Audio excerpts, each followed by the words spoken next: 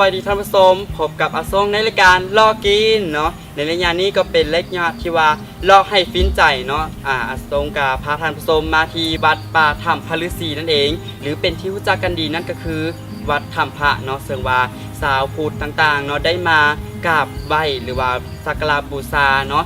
ที่วัดแห่งนี้ก็คือวัดถ้ำพระนั่นเองเอาเป็นว่าเฮาเข้าไปชมทางในกันเลยเนาะเข้ามาเลย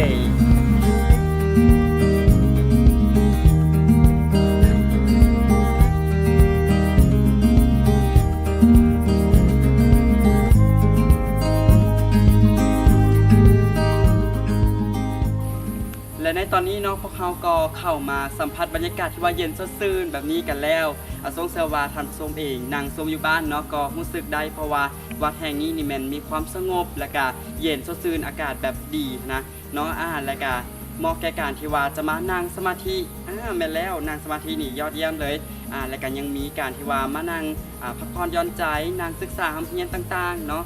เป็นว่าเขาเข้ามาชมกันเลยนะว่าทางนี้เนาะก็เป็นทางลงไปสู่ปากถ้ำพระฤาษีเป็นจุดเด่นของวัดแห่งนี้กันเลยก็เป็นว่าเขาเข้ามาชมกันเลย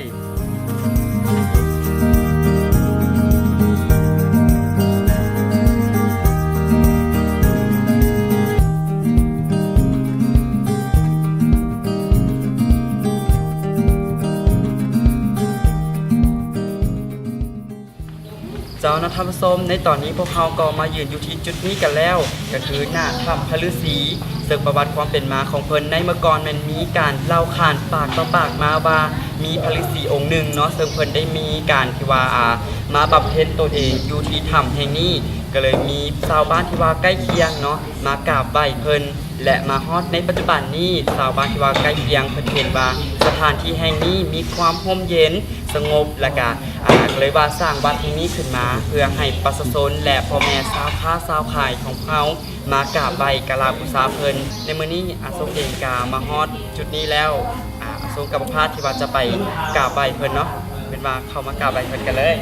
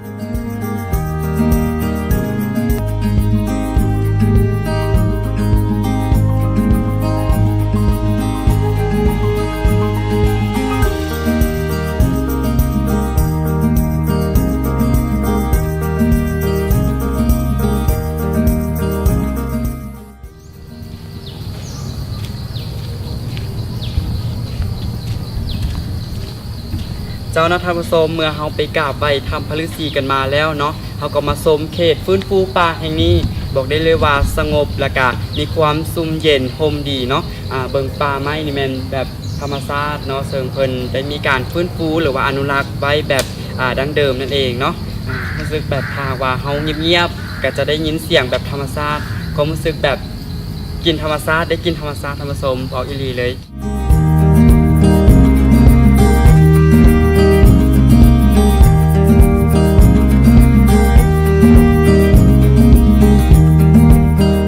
สำหรับท่านผู้ชมท่านใดที่ว่าอยากจะมาวัดแห่งนี้เนาะก็สามารถที่ว่าจะมาได้ซึ่งว่าวัดแห่งนี้ตั้งอยู่ที่บ้านใหม่เมืองสังทองนครหลวงเวียงจันทร์ที่ตรงมาทางเก้าเลี้ยวเนาะจะมีป้ายบ่งบอกเลยอยู่ทางเบื้องขวามือเนาะว่าวัดถ้ำพระฤาษีนั่นเองเนาะเอาเป็นว่ามื้อนี้เฮามาเฮ็ดบุญทั้งทีแล้วเฮาต้องเฮ็ดให้มันสุดๆเป็นบ่ท่านผู้ชมทรงจะพาท่านผู้ชมไปเฮ็ดบุญอีกแห่งหนึ่งเนาะตามทรงมาเลย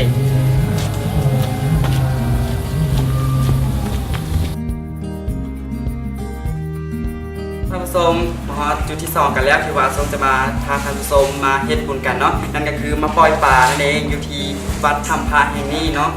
ทรงได้ยินข่าวว่าวัดถ้ำพระแห่งนี้มันมีทางขึ้นของพญานาคอีกแต่ว่าก่อนที่ว่าจะไปชมทางขึ้นของพญานาคเนาะเราไปปล่อยปลากันก่อนเนาะเลย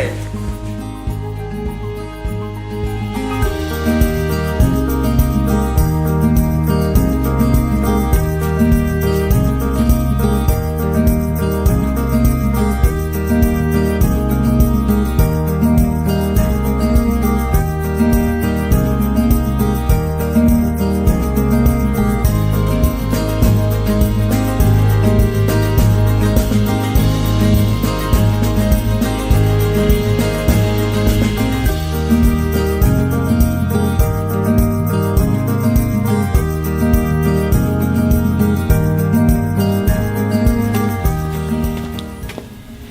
เจ้าท่านผู้ชมหลังจากที่ว่าพวกเราไปปล่อยป่ากันมาแล้วเนาะถ้าว่าท่านผู้ชมท่านใดที่ว่าอยากจะปล่อยป่าแบบนี้เนาะต้องเฮ็ดตามขั้นตอนของทิศของประเพณีเฮาก็คือเอาป่าไปสวดแผ่เมตตาก่อนเนาะจึงเอาป่ามาปล่อยลงน้ำแม่คลองนั่นเองเนาะเอาเป็นว่าในตอนนี้พวกเราไปชมทางด้านนั้นกันเลยเป็นของทางขึ้นพญานาคเนาะเอากันเลย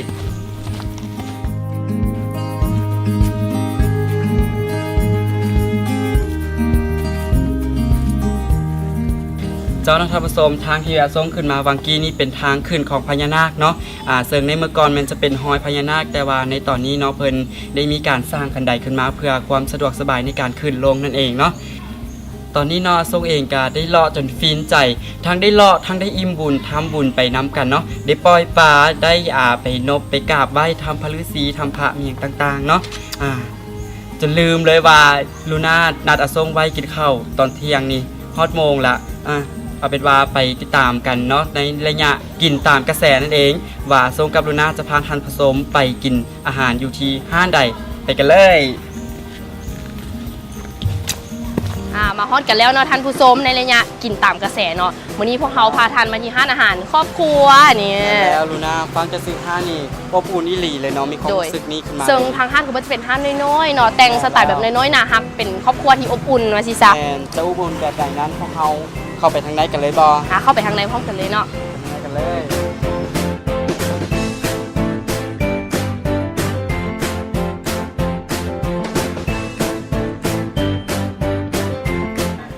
ตอนนี้พวกเขากำลังอยู่ที่อาหาร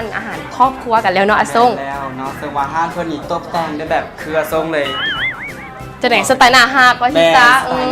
คืออาซ่งพอละมาสั่งเมนูอาหารกันเลยเนาะว่าสิพาท่านผู้ชมไปซิมอาหารอีหยังมื้อนี้เนาะมื้อนี้ตามเลยว่าพวกเราจะพาท่านผู้ชมมากินอาหารอย่างเมนูอย่างเนาะเอาประเภทแบบเฮลตี้ซะมื้อนี้เอาสลัดนี่อยากสลัดนี่ยังมีบ่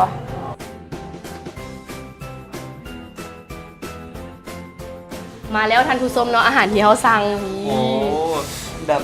เห็นอาหารแล้วเป็นแต่แซ่บดีเลยก็บ่งบอกเลยเนาะว่ามีความแซ่บอาส้มเห็นแต่เขาโพสต์ลงอยู่ใน Facebook IG ต่างๆพอเห็นอันเท่แล้วโอ้ยน้ำลายไหลเอาเป็นว่ามาแนะนำเมนูทำอีกกันเลยเนาะนี่แม่นผัดงัวพริกไทยดำตัวนี้ผัดงัวพริกไทยดำนี่หลักๆก็จะมีซีนงัวเนาะแล้วก็พริกหวานหรือว่าพริกหลายสีนี่อาส้มเห็นตามที่เห็นเนาะแล้วก็มีหอมหัวใหญ่ตัวนี้มีกะหล่ำม่วงเนาะหลังจากที่เขาเบิ่งหน้าตากันไปแล้วเนาะเอาเป็นว่าเขามาซิมกันเลยแบบนี้ซิมรสชาติเลยเนาะว่าจะเป็นอะไรโอ้หอมพริกไทยหลีเนาะแม่นี่ซิมกันเลย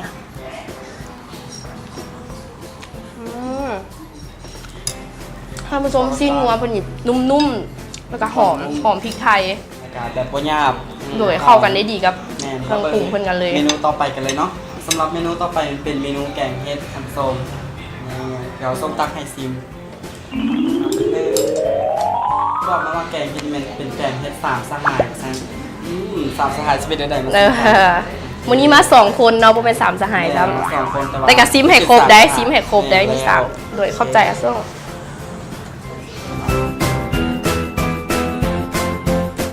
ขอซิมก่อนได้บ่ซิมรส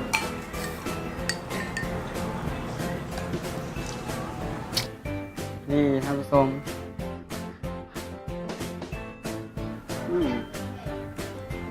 แบบได้กินหอมหวนของรสชาติที่ว่าเป็นหัวจิงไคก็คือสมุนไพรนั่นเองเนาะท่านผู้ชมแล้วก็ยังได้กินของปลาแดกแซ่บดีปลาแดกแม่ส่วนผสมของคนนี้มีปลาแดกมีหลากหลายอย่างกันเลยไม่ว่าจะเป็นผักหอมผักแป้นเมียงต่างๆแล้วก็แล้วก็เติมแต่งรสชาติด้วยมักเผ็ดแดงนั่นเองเนาะเจ้าเนาะมาต่อเมนูต่อไปเลยสำหรับเมนูต่อไปมันเป็นเมนูสลัดแซลมอนสลัดแซลมอนเนาะซึ่งส่วนประกอบก็จะมีหลักๆเลยก็คือแซลมอนเนาะเนื้อแซลมอนต่อมาก็จะเป็นพวกผักออร์แกนิกนั่นเองตัวผู้บอผักออร์แกนิกผักปลอดสารพิษนั่นเองแม่แล้วเนาะจะรวมมีผักสลัดแล้วก็มีมักเลนเชอร์รี่เนาะแล้วก็มีมักแตงมีมักเพชรเนาะมักเพชรใหญ่แม่แล้วก็ปิลูสแล้วก็ตกแต่งโรยด้วยงาดำเนาะ ไทยดำน้ำใด แม่นพริกไทยดำแล้วก็งาดำต่อมาก็คือขาดบ่ได้เนาะหลักๆของเมนูนี้ก็คือน้ำยำสลัดนั่นเองเนาะซึ่งว่าเป็นน้ำที่ว่าเป็นน้ำมันงาแล้วก็มะกอกผสมกันเนาะแล้วก็โรยด้วยงาดำอีกแม่นแล้ว ใส่บ่ไหวแล้ว โรยกันเลยเนาะนี่โรยลงเลย หน้าดีมักเซลซิมมอนอีเมนใส่ แม่นแล้วเพราะว่าสาวๆที่ว่าอยากลดหุ่นก็คือบ่อยากตุ้ย บอกความคิดเนาะ แมนนี่ใส่หมดเลยโอเคมาซิมกัน บ่ไหวแล้วอันนี้ ขอซิมเนื้อแซลมอนแมน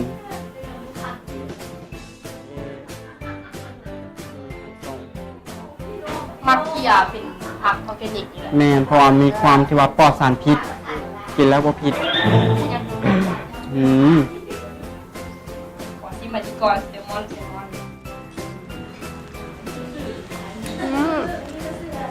เนื้อเซลมอนอะส่ง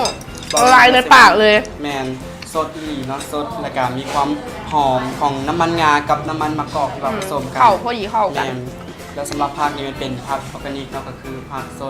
ดอีหลีเลยหอม สำหรับน้ำสลัดของเพิ่นนี่บ่คือไผเลยตาลูนาเบิงนี่บ่คือไผเลย แม่นต่าง จะเป็น ตามที่ว่า ส่วนมาก มีคนอื่นเนาะ อืม ทางเพิ่นนี่แบบเน้นความที่ว่าบ่อยากให้ผู้หญิงตุ้ยแม่นอยากให้ผู้หญิงที่ว่ามีความลดหุ่นอยู่นั่นเอง ก็ฟังแต่ซื้อห้านเพิ่นเนาะห้านอาหารครอบครัวก็ต้องมีแบบเพื่อสุขภาพอยู่แล้วตัวนี้ แล้ว อ่า เนาะเมนูต่อไปเลยบ้าง สำหรับเมนูต่อไปเนาะนี่เป็นสปาเกตตี้ไข่กุ้งนี่มีเบคอนกับแฮมนำได้ตัวนี้เพิ่นก็ตกแต่งด้วยมีพริกไทยขาวเนาะ พริกไทยขาวแล้ว บักเลนเซอรี่มีผักตกแต่งข้างหน้าเนื้อกุ้งนี่เดี๋ยวดูนะให้ เป็ เบิ่ น งเนาะ ไข่กุ้ง นี่ แม่นไข่กุ้ง ไข่กุ้งเน้นๆเนาะ ตักให้อันนั้น ตักให้เขาเน่เพิ่นว่าตักให้เขาเน่เอาให้อาส้มก่อนก็ได้ให้อาส้มก่อน ขอ ก็ ซิ ได้ มไข่กุ้งขอบใจ อุ้ย ส้มขอซิมก่อน พริกเอาพริกไทยขาวหน่อยหนึง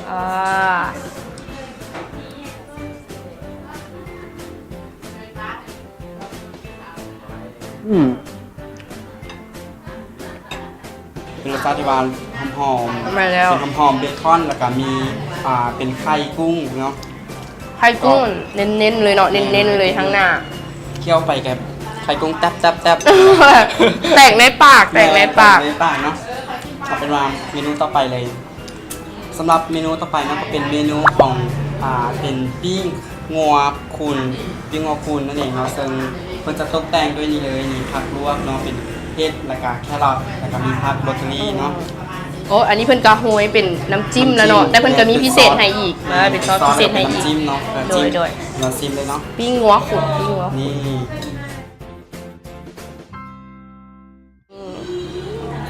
อ่ะ ให้ลูน่าก่อนเนาะให้ แม่ ลูน่าก่อน มาซิมก่อน ใจ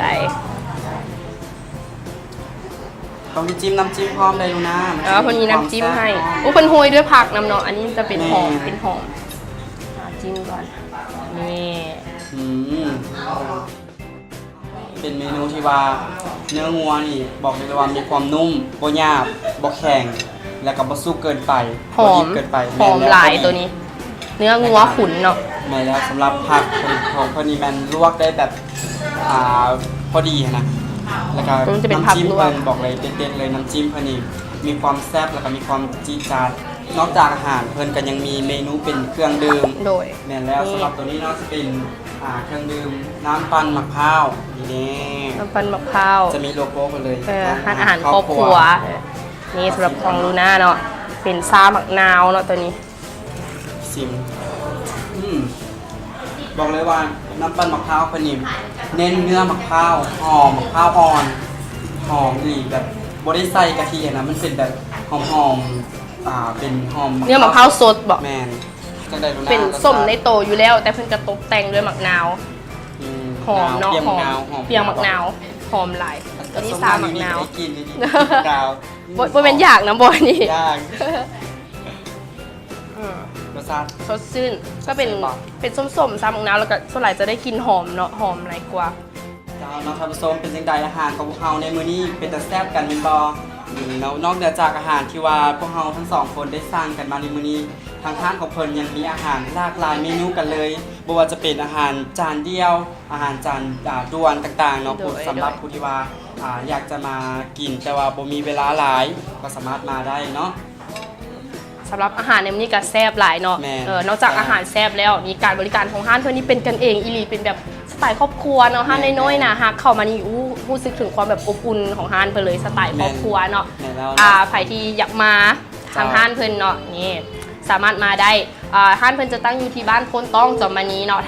ถ้ามาจากตลาดโพนต้องนะห้านเพิ่นจะอยู่ทางขวามือฝั่งขวามือนั่นเองเจ้าน้องมาฮอนในตอนนี้อาทรงกับลูน่าก็ต้องขออนุญาตลาท่านผู้ชมกันไปก่อนเจ้าสามารถติดตามรายการพวกเฮาเนาะว่าเทปต่อไปพิธีกรคนใดจะมาพาทานไปรอกินที่ห้านใดเนาะอาทรงเนาะแม่แล้วเนาะและก็อย่าลืมติดตามพวกเฮาได้ทางโทรทัศน์ทีวีลาวตั้งหน้าทุกๆวันเสาร์และก็วันอาทิตย์เนาะเวลาดีๆแบบนี้เลยก็คือ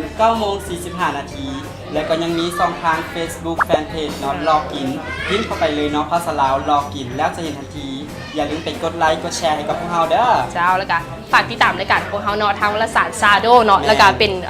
YouTube Shado TV นั่นเองพิมพ์เข้าไปเลยเนาะไปกดไลค์กดติดตามพวกเฮากันได้และพวกเฮาก็ต้องขอบใจกับสถานที่งามๆแบบนี้ก็คือร้านอาหารครอบครัวที่ว่าเป็นสถานที่ถ่ายทำแล้วก็อาหารแซ่บแบบนี้ทุกเมนูเลยแล้วก็ที่ขาดไม่ได้ก็คือก็ต้องขอบใจกับบริษัทเบียร์ลาวเนาะที่ว่าให้การสนับสนุนพวกเฮามาโดยดีตลอดผู้สนับสนุนหลักแม่แล้วก่อนอื่นกับพวกเฮากับขอตัวลาไปก่อนเนาะบ่ว่าห้านทานจะอยู่ใกล้หรือไกลบ่ว่าห้านทานจะน้อยหรือใหญ่พวกเขาจะพาทานไปลอกกินสบายดีบ๊ายบาย